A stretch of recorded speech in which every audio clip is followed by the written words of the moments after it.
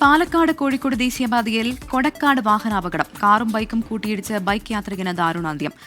കൊടുന്നോട് ചെങ്ങാനാകാറ്റൽ വീട്ടിൽ സനീഷാണ് മരിച്ചത്.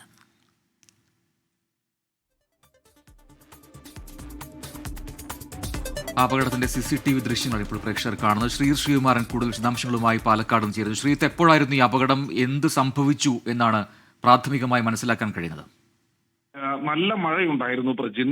എന്തായാലും ആ CCTV ദൃശ്യങ്ങൾ നമുക്ക് ലഭിച്ചിട്ടുണ്ട്. അതിൽ നിന്ന് കാര്യമായ രീതിയിൽ വ്യക്തമായ ദൃശ്യങ്ങളല്ല.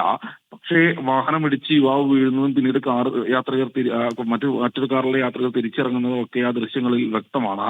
എന്തായാലും ആ കാറിൽ യാത്ര ചെയ്തിരുന്ന 5 പേരിൽ 2 പേർക്കും പരിക്കേറ്റിട്ടുണ്ട്. ഇദ്ദേഹത്തെ ആശുപത്രിയിൽ എത്തിച്ചിരുന്നു.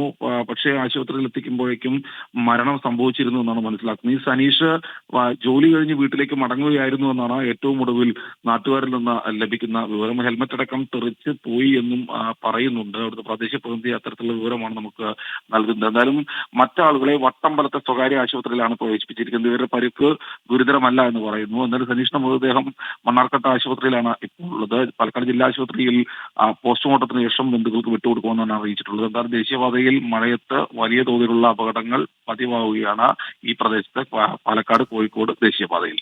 പ്രവിത.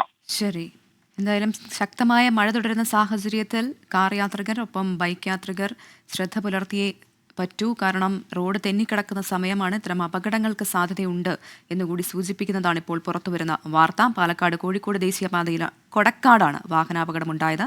കാറും ബൈക്കും കൂട്ടിയിടിച്ച് ബൈക്ക് യാത്രികൻ മരിച്ചുവെന്നുള്ള സങ്കടകരമായ വാർത്തയാണ് വന്നത്.